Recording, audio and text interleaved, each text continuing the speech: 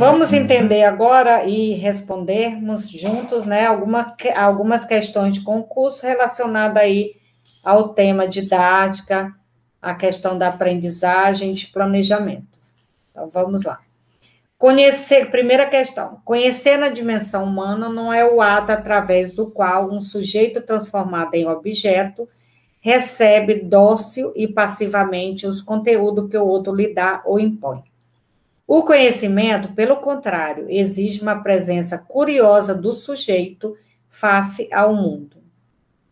Assim, a prática educativa deve, e aí, letra A, ter como ponto de partida as expectativas, as experiências, os conhecimentos trazidos pelo sujeito em seu processo de aprendizagem. Vejam que a gente está falando, e aí você tem que voltar aqui na questão, né, para entender essa interpretação. O que ele está pedindo? Ele fala da questão do conhecimento na dimensão humana, né? Fala do conhecimento como uma curiosidade do sujeito frente ao mundo, e aí, no final, ele diz que a prática educativa, então, deve ser: letra B, transmitir o maior número de conhecimentos possível aos estudantes. Será que essa deve ser a prática educativa? Letra C, oferecer recursos didáticos que possibilite ao estudante não depender da presença diária do educador? Então, será que é isso? Você vai deixar o aluno ali, vai oferecer um recurso didático, colocar um filme, né? Colocar um conteúdo e deixar que o aluno estude sozinho, sem essa presença diária do educador, sem essa intervenção? Ou letra D, reconhecer no estudante sua capacidade de autoaprendizagem num ambiente que favoreça a sua aprendizagem? Ou letra E, fornecer os elementos necessários à aprendizagem dos estudantes de acordo com a capacidade intelectual de cada um? Então, de acordo com a capacidade intelectual de cada um, né? Ficou meio estranho. E aí, a resposta correta, nós temos aí a letra A, né? Então, ponto de partida de uma prática educativa deve ser as expectativas, as experiências e os conhecimentos trazidos pelo sujeito em seu processo de aprendizagem. Quer dizer que ele não chega como uma folha em branco, como nós estudamos aí no início da nossa aula, né? Que lá na antiguidade o ser humano, né, o aluno era visto lá na tendência tradicional como uma folha em branco e o ensino ele ia preencher essa folha. Não, né? Hoje nós sabemos que a prática educativa ela deve levar como ponto de partida justamente as experiências do sujeito, o que ele traz, né? O que ele traz da sua vivência, o que ele traz aí dentro desse seu contexto, tá? Então, esse é o ponto de partida. A correta é a letra A. E aí, a segunda questão. Utilizar um único material didático ou livro didático nem sempre garante a aprendizagem dos estudantes. Isso porque a construção do conhecimento não pode ser visto como um processo linear, pois cada estudante tem sua história e suas experiências. Já vimos na questão anterior. De acordo com a afirmação acima, é correto dizer que: letra A, dominar o conhecimento a ser ensinado é de fundamental importância, pois assim o educador pode ensinar os conteúdos, partindo do simples para o complexo, e dessa forma desenvolver o processo de construção do conhecimento dos estudantes. Letra B, a lógica utilizada por um estudante para processar determinado conhecimento nem sempre é igual ao outro, assim como, possivelmente, eles obtiveram acesso a um tanto de conhecimento diferente entre eles. Letra C, no processo de ensino é necessário analisar os conhecimentos a serem ensinados e definir o que é fácil e o que é difícil para todos os estudantes, permitindo dessa maneira um aprendizado igual a todos. Será? Letra D, cada conhecimento a ser ensinado exige uma metodologia de ensino diferenciada, que combine o interesse dos estudantes com os conceitos científicos a serem transmitidos. E letra E, nem todos os estudantes conseguem seguir as lições apresentadas no livro didático, por não dominar o vocabulário desses materiais, nem possuir experiências anteriores. E aí, qual seria a resposta correta de acordo com a questão? E aí a gente tem que analisar tudo, né? Está falando que utilizar um material pedagógico didático um único material nem sempre garante essa aprendizagem dos estudantes, né? Isso porque a construção do conhecimento não pode ser vista como um processo linear, né? Não é uma linha reta. Por quê? Porque cada estudante tem sua história e suas experiências. E aí é o que a gente já tinha conversado em questões anteriores.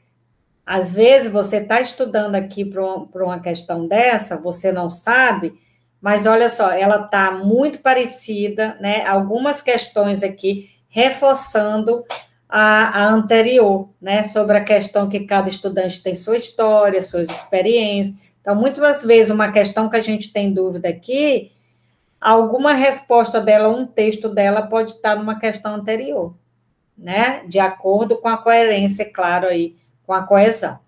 Então, de acordo com essa informação, é correto dizer que dominar o conhecimento a ser ensinado é de fundamental importância, pois assim o educador pode ensinar os conteúdos partindo do simples para os complexos e, dessa forma, desenvolver o processo de construção do conhecimento do estudante, ou a B, né?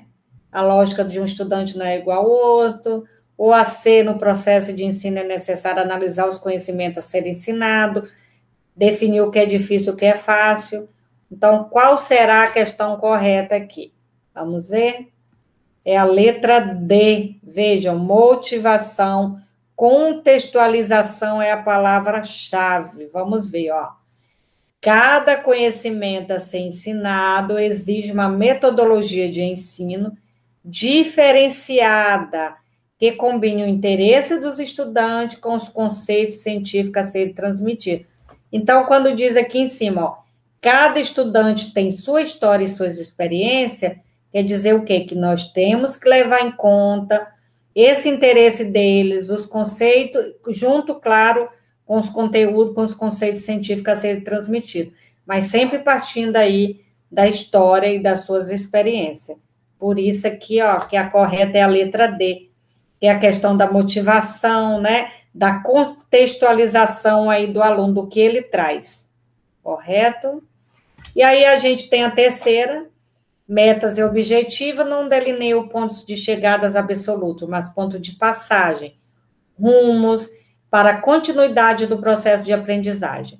Assim, a definição de objetivos, e aí a gente está falando de didática, de planejamento, objetivo de ensino, né, de um planejamento, de um plano, devem ocorrer para, letra A, possibilitar que se tenha certeza que os conhecimentos ensinados foram, de fato, apreendidos satisfatoriamente de acordo com os padrões de qualidade definidos no planejamento das ações educativas, ou B, o processo educativo se desenvolver com sucesso e seus objetivos serem alcançados com eficiência e eficácia, ou C, um processo de ensino-aprendizagem em que as finalidades da formação estejam voltadas para o mercado de trabalho globalizado.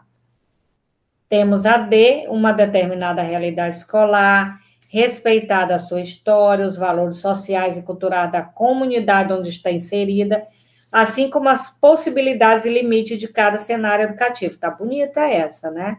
Porque ele está dizendo aqui, ó, metas e objetivos não delineiam o ponto de chegada absoluto, mas de passagem, rumo para a continuidade desse processo de aprendizagem. Assim, a definição de objetivo deve ocorrer para... E aí, a E, permitir que a avaliação educacional identifique se houve ou não o alcance de resultado predefinido e o que se pretende atingir no processo formativo. Então, a gente está falando da questão da definição de objetivo dentro de uma determinada aula, de uma determinada escola, de uma determinada comunidade, né? Então, aqui, olha, sempre contextualizando com esse conhecimento, com a cultura do aluno. A resposta correta, como eu falei para vocês, a mais bonita está aqui, ó, a letra D. Então, se a definição desses objetivos dessa aula deve, né, ocorrer para uma determinada realidade escolar, que é a realidade que o aluno está lá inserido, em que você, professor, está dando a aula, respeitando lá a história do aluno, os valores sociais e culturais dessa comunidade em que esse aluno está inserido, assim como as possibilidades e limites de cada cenário educativo. Então, vejam, a resposta correta é a letra D, tá? E aí, a quarta questão, vamos lá, busca estabelecer a contradição, desequilíbrio, o conflito cognitivo, gerar reflexão, pesquisa e origem dos conceitos para localizar o problema então colocado.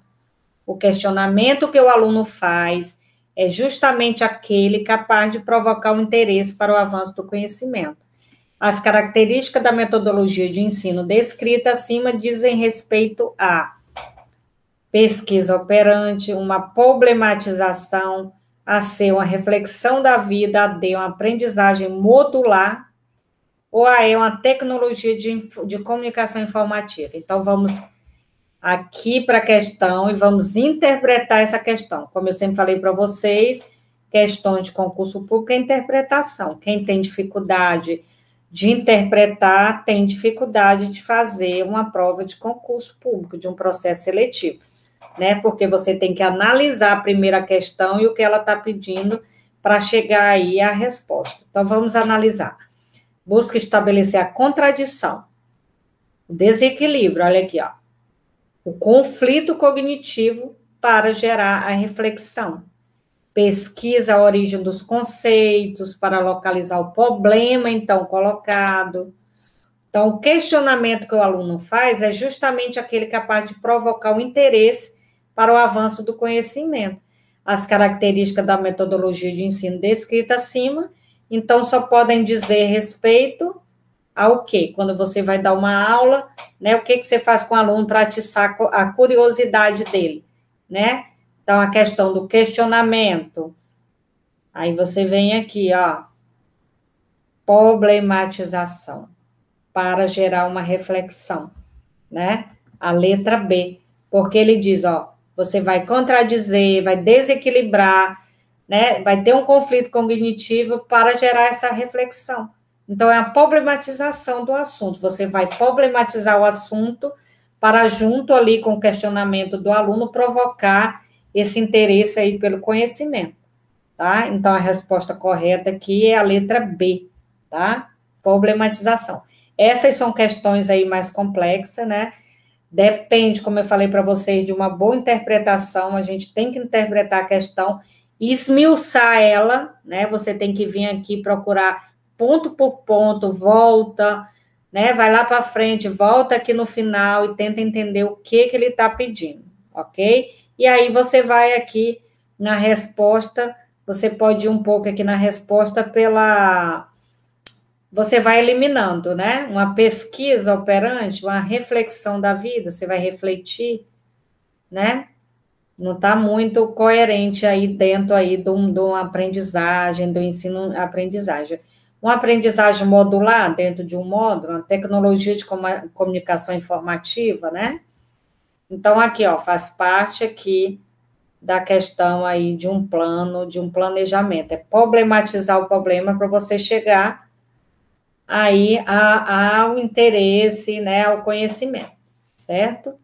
E aí vamos à quinta questão. O plano de aula deve prever sempre a organização dos conhecimentos considerados do senso comum, né? Será que é do senso comum? Utilização de um único, e aí olha a palavrinha que já você vai eliminando, um único livro didático, e também vocês entram lá no contexto, né, que vocês são professores da aula, vocês utilizam um único livro didático para dar aula de vocês, né? Então fica aí essa reflexão. A letra C, realização de exercícios e atividade de reforço de forma coletiva e para todos os alunos. Reforço coletivo, né? E para todos, então, todos iguais, né? Cada aluno não tem o seu desenvolvimento, cada aluno não tem a sua individualidade. Então, será que essa atividade ela tem que ser coletiva, né? Ela não tem que ser individualizada de acordo com a dificuldade de cada um? Exposição pelo educador dos conceitos científicos e práticos necessária à compreensão de conhecimentos específicos, é um plano de aula, né? E aí, lembra, dentro do planejamento, igual eu falei para vocês das leis, que você vem lá na hierarquia da Constituição, LDB, até chegando, né, as portarias. Então, o planejamento de ensino é a mesma coisa. Lembra que a gente falou lá atrás? Ele parte do macro até o micro. Então, do macro, dos sistemas, da escola, né, do professor, do plano de ensino. Então, vem aqui, ó, existência de pensamento divergente dos ensinados pelo educador. Pela ordem aqui, pela lógica, né, a gente já eliminou algumas questões, a resposta correta está aqui, ó, só pode ser a letra D. É um plano de aula de uma determinada aula para um determinado conhecimento específico, porque está aqui, ó, exposição pelo educador, e aí a gente está falando de quê? De plano de aula, dos conceitos científicos e práticos necessários à compreensão de conhecimentos específicos. Se é um plano de aula de um determinado assunto, é um conhecimento específico, ok? Então, a resposta correta está aqui, a letra D de dado. E aí, na sexta questão, as pessoas de baixa renda não aprendem porque são fracas das ideias. Então, a cultura das pessoas de baixa renda é pobre. Esta aluna não aprende porque é fraca da cabeça. Quem nunca falou isso, né? Nas teorias críticas do currículo, as afirmações preconceituosas acima são exemplo de como a escola funciona como mecanismo de exclusão, né? Então, isso aqui é uma crítica, né? Nas teorias críticas de currículo, eles falam que essas afirmações preconceituosas, que são muito citadas nas escolas, né? São exemplo de como a escola funciona como um mecanismo de exclusão, pois, e aí vamos entender. Já dei a resposta para vocês, né? Os conhecimentos trazidos pelas classes dominadas são valorizados para o crescimento cognitivo dos alunos na escola? Será se esses conhecimentos trazidos pelas classes dominadas são valorizados para o crescimento cognitivo dos alunos na escola? Os valores e hábitos de toda a população se completam e se entrosam na organização curricular das escolas públicas? Se o currículo propicia o ensino dos conteúdos necessários para a formação geral do indivíduo cidadão? E aí a gente já viu a resposta, né? D, o currículo na maioria das escolas está baseado na cultura dominante, enquanto a cultura das classes dominada tem sua cultura desvalorizada. E é assim, né?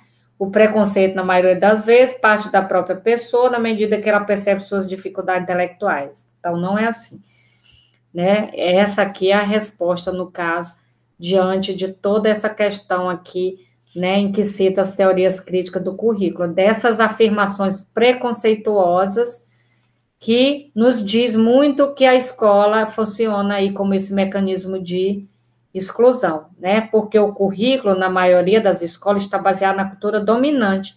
Então, não se valoriza a cultura local, né? Não se valoriza a cultura da comunidade, porque a cultura das classes dominantes tem essa cultura dominada, tem essa cultura desvalorizada, né? Então, o que nós devemos trazer para dentro da escola?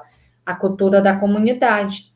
Entender qual é essa cultura, qual é essa comunidade em que essa escola está inserida, e, né, legitimar essa cultura aí daqueles alunos inseridos naquele determinado ambiente, né, naquela determinada comunidade.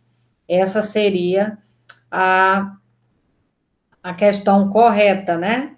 No caso aí, a letra D. Sétima questão. Em relação à juventude, é preciso considerar que esse momento é rico em manifestações de sociabilidade, sendo as dimensões expressivas muito mais fortes do que as orientações de caráter instrumental. Não ocorre, por acaso, o fato de que o mundo da produção cultural e das artes, em especial a música, a poesia, o teatro e a dança, ocupam grande parte do interesse, do universo de interesse juvenil. Por isso, os educadores precisam. Então, ele está falando da juventude, de como esse momento é rico em manifestações de sociabilidade, dimensões expressivas, né? E aí ele diz que os educadores precisam tomar medidas de reparação em relação à questão da alienação e da indiferença aos conteúdos ensinados na escola, tolerar algumas manifestações da juventude, pois ela se encontra numa fase de transição que se prepara para as responsabilidades da vida adulta, se perguntar qual o tipo de experiência cultural que a escola oferece no âmbito da sociabilidade juvenil, Saber disciplinar esse segmento de alunos para, assim, sanar os casos de violência próprio dessa fase de juventude, ou escolher de forma criteriosa os conteúdos necessários a essa fase da vida, para que se possa preparar os alunos em suas funções na sociedade quando chegar à vida adulta. Então, de acordo com tudo que a gente viu aqui, de acordo com a questão anterior, quando fala que a gente tem que trazer essa cultura, né, do jovem, dos alunos para dentro da escola, qual seria aqui, né, a questão mais coerente diante disso tudo que a gente está discutindo, né? Então, ele está dizendo aqui que em relação à juventude, que é um momento rico de manifestação de sociabilidade, sendo as dimensões expressivas muito mais fortes que as orientações de caráter instrumental. Não ocorre, por acaso, o fato de ter o mundo da produção cultural e das artes, em especial a música, olha só, a poesia, o teatro e a dança ocupam grande parte do universo de interesse juvenil. Então, para isso, diante de tudo aqui que a gente analisou, interpretou, a resposta correta aqui, ó, a letra C, a partir dos interesses dos estudantes, né, dos alunos sempre. Qual a realidade dele, o que eles gostam, em que comunidade meu aluno está inserido. Então, veja aqui, ó, se perguntar qual o tipo de experiência cultural que a escola oferece no âmbito da sociabilidade juvenil. Então, essa é a resposta correta, a letra C, porque é trazer, como eu falei, a cultura da comunidade para dentro da escola, certo? Então, vamos à 8ª questão. Inclusão. Inclusão pode representar exclusão, sempre que a avaliação for para classificar e não para promover. A ideia acima indica que a exclusão ela é promovida quando? Letra A, as decisões levarem em conta parâmetros comparativos e não as condições próprias de cada estudante, e o princípio de favorecer-lhe a oportunidade máxima de aprendizado e de inserção na sociedade. Letra B, as instituições educacionais se preocupam mais com a aprendizagem significativa dos estudantes, ao invés de prepará-los para a realização de exames nacionais e seus percentuais de aprovação e reprovação. Ou letra C, os objetivos educacionais atingirem os níveis de eficiência e eficácia definidos no planejamento inicial.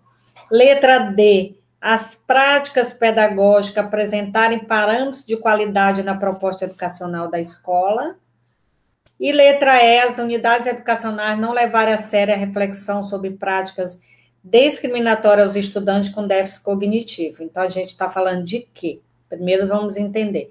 Nós estamos falando de inclusão, e aí ele diz que essa inclusão pode representar exclusão sempre que a avaliação aí for para classificar e não para promover. A ideia acima indica que a exclusão ela é promovida, então, quando é que a exclusão é promovida? Quando as decisões levarem em conta parâmetros comparativos e não as condições próprias de cada estudante, e o princípio de favorecer-lhes a oportunidade máxima de aprendizagem e de isenção na sociedade. Será essa? Né? Ou será a B? Né? As instituições educacionais se preocuparem mais com a aprendizagem significativa dos estudantes, ao invés de prepará-los para a realização de exames nacionais, com seus percentuais de aprovação e reprovação, então é muito mais complexo que isso, né? E aí a resposta correta aqui seria a letra A. Olha, uma avaliação formativa, sempre qualitativamente, de qualidade, está aqui, ó. As decisões levarem em conta parâmetros comparativos, diz quando ela é excluída, né? Essa exclusão é promovida quando acontece isso. Quando fica se comparando e não as condições próprias, não se leva as condições próprias de cada estudante e o princípio de favorecer-lhe oportunidade máxima de aprendizagem, máxima, quer dizer, de qualidade, né? E de inserção na sociedade. Então, está aqui a resposta correta aí, a avaliação formativa sempre, né? Qualitativamente. E aí, vamos para a 9ª questão. Só se aprende ciência praticando a ciência, só se pratica a ciência praticando a pesquisa. E só se pratica a pesquisa trabalhando o conhecimento a partir das fontes apropriadas a cada tipo de objeto. Na prática educativa, o ensino pela pesquisa, então, vamos entender o que ele permite. De novo, já dei a resposta para vocês, né? Vamos lá, então. O ensino pela pesquisa, então, ele permite o desenvolvimento das múltiplas inteligências do ser humano para que não dependa totalmente da educação presencial nos processos formativos, então não tem nada a ver essa questão, né? Desenvolver a racionalidade técnica e científica na construção do conhecimento exigido pela sociedade atual, né? Também não está muito a ver com o que ele está perguntando, na verdade, né? Quando se está falando de ciência. Ou a letra C, o desenvolvimento de uma metodologia que leva o estudante à aprendizagem reflexiva e à vinculação constante entre teoria e prática. E aí a gente está falando da ciência, da prática da ciência, né? Da pesquisa, de trabalhar o conhecimento a partir de fontes apropriadas a cada tipo de objeto. E aí, no final, ele pergunta na prática educativa, então, o ensino pela pesquisa permite. Então, vejam, é a letra C, como vocês já viram, né? Vinculação entre a teoria e prática. Na letra D, produzir padrões de aprendizagem por meio de metodologia que transforma as salas de aula em espaços homogêneos, né? De curiosidade científica? Também não. E a E, diagnosticar as várias habilidades semelhantes que os estudantes apresentam e, desse modo, organizar melhor os processos formativos? Também não. Então, a correta é essa aqui, ó, a letra C. O desenvolvimento de uma metodologia que leva, então, o estudante a essa aprendizagem reflexiva. Então, refletir sobre a prática e a vinculação constante, está aqui, ó, entre a teoria e a prática. Então, essa aí é a resposta correta, a letra C. Vinculação entre teoria e prática. E aí, vamos à 10ª questão, né? Nascem crianças dotadas para estudar, nascem crianças dotadas para trabalhos manuais. 30 anos após o nascimento, muitos trabalham com as mãos apenas. Outros cuidam do lar, alguns ascendem a posto de comando. Suas vidas são diferentes. Vamos lá. Suas maneiras de viver são mais diferentes ainda. Então, são inevitáveis as disparidades. Diante das afirmações acima, é correto dizer que A, o meio socioeconômico e cultural contribui fundamentalmente para o fracasso escolar e para o desenvolvimento global do ser humano. Será? A escola é oferecida a todos, portanto, as oportunidades são iguais, será? Né? Se a oportunidade é igual para todos, e a vida é diferente entre os indivíduos, porque nem todos se esforçam na mesma intensidade. Infelizmente, né, essas afirmações preconceituosas ainda existem na sociedade, mas aqui você já vai eliminando, né? Está muito gritante. A nossa sociedade oferece igualdade de chances? Claro que não, né? E oportunidades a todos ao nascer. Mas como geneticamente nem todos somos iguais, os desenvolvimentos são diferentes. E aí, por último, nem todos nascem inteligentes e dotados para reflexão intelectual, por isso suas realidades são naturalmente muito diferentes. E a E, não existe ser humano semelhante com a mesma capacidade cognitiva. Dessa forma, os mais capazes vencem na vida. Então, diante aqui, ó, dessa questão, né, onde tem essas afirmações que, infelizmente, né, a gente sabe que existe, onde nasce criança dotada para estudar, nasce criança dotada para trabalho manuais, 30 anos após o nascimento, muitos trabalham com as mãos, outros cuidam do lar, alguns ascendem a posto de comando. Suas vidas são diferentes, suas maneiras de viver mais diferentes ainda. Então, são inevitáveis disparidades. E aí, diante dessa informação aqui, é correto dizer o quê? Né? Olha aqui a resposta correta, ó. A letra A. A cultura valorizada é a cultura dominante. A educação, apesar de ser direito de todos, como está lá na Constituição, está lá na LDB, como diz a lei, nem todos têm oportunidades iguais de educação, né? Então, o ser humano está inserido aí dentro de um contexto histórico-cultural. Tá aqui, ó. É a letra A, né? o meio socioeconômico, infelizmente, né, e cultural, ele contribui fundamentalmente para o fracasso escolar e para o desenvolvimento global do ser humano. Então, aí a resposta correta é a letra A.